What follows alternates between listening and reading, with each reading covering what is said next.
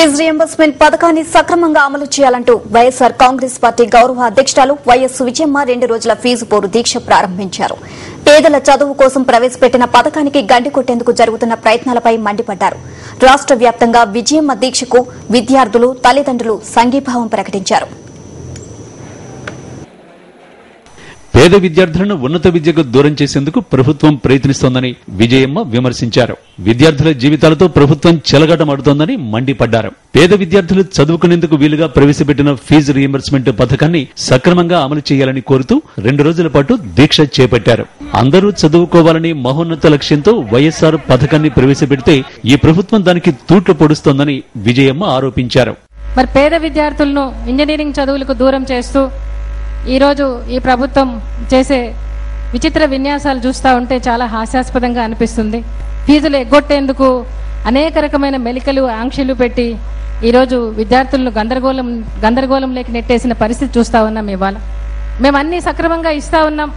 మేము ఈరోజు ఎందుకు వైఎస్ఆర్సీపీ చేస్తూ ఉంది, దీక్షలు చేస్తూ ఉంది, వైఎస్ఆర్సీపీ కార్పొరేట్ కాలేజీలకు మరి కొమ్ము కాస్తా ఉందని చెప్పి చెప్తా ఉన్నారు. ఇవాళ కార్పొరేట్ కాలేజీలకు వైఎస్ఆర్సీపీ కొమ్ము కాసే పార్టీ కాదు, ప్రజల పక్షంగా ఉండే పార్టీ. ఇది ప్రజల సమస్యల్లో ఉండేది వైఎస్ఆర్సీపీనే. మహోన్నత లక్ష్యంతో మహానేత రాజశేఖర రెడ్డి ప్రవేశపెట్టిన పథకానికి ప్రస్తుత ప్రభుత్వం మంగళం పాడాలని చూస్తున్నా ఏ రాజకీయ పార్టీ ఆ ప్రయత్నాన్ని అడ్డుకోకపోవడం విచారకరమని రాష్ట్ర బీసీ సంక్షేమ సంఘం అధ్యక్షుడు ఆర్ కృష్ణయ్య విమర్శించారు. ఈ ప్రభుత్వము చేస్తున్నటువంటి ప్రజా వ్యతిరేక చర్యలకు, ఈ ఫీజు రియంబర్స్మెంట్ స్కీమ్ ను దెబ్బగొట్టాలని చేస్తున్నటువంటి కుట్రలకు రాష్ట్రంలోని ఏ రాజకీయ పార్టీ కూడా స్పందించకపోవడం చాలా సిగ్గుచేటైన విషయం. ఇదే సమయం లోపల ప్రధాన ప్రతిపక్షంగా మరి వైఎస్ఆర్ కాంగ్రెస్ పార్టీ ప్రజల పక్షాన ఒక ముఖ్యమైన స్కీమ్ కు గండి కొడుతుంటే సాహసోపేతంగా ఇక్కడ వైఎస్ విజయమ్మ గారు దీక్ష ఉండడాన్ని రాష్ట్ర ప్రజలందరూ కూడా మనస్ఫూర్తిగా అభినందిస్తున్నారని చెప్పి ఈ సందర్భంగా నేను గుర్తు చేస్తున్నా. ప్రపంచంలో ఎక్కడ లేని విధంగా మన రాష్ట్రంలో మాత్రమే ప్రవేశపెట్టిన పథకం ఫీజు రియంబర్స్మెంట్ అని పాయకరావుపేట ఎమ్మెల్యే గొల్ల బాబురావు స్పష్టం చేశారు.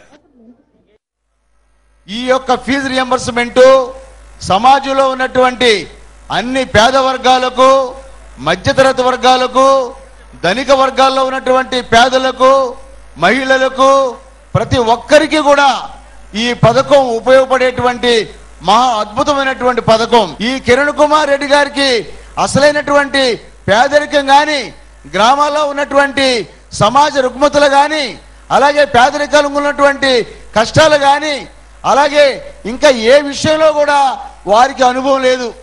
కనీసం అనుభవం లేకపోయినా సంకల్ప బలం ఉందంటే ఆ సంకల్ప బలం లేదు. అనుభవం లేకోకుండా, సంకల్ప బలం లేకోకుండా ఏ రాజకీయ నాయకుడు కూడా ఏ వర్గానికి కూడా సహాయం చేయలేనటువంటి పరిస్థితి.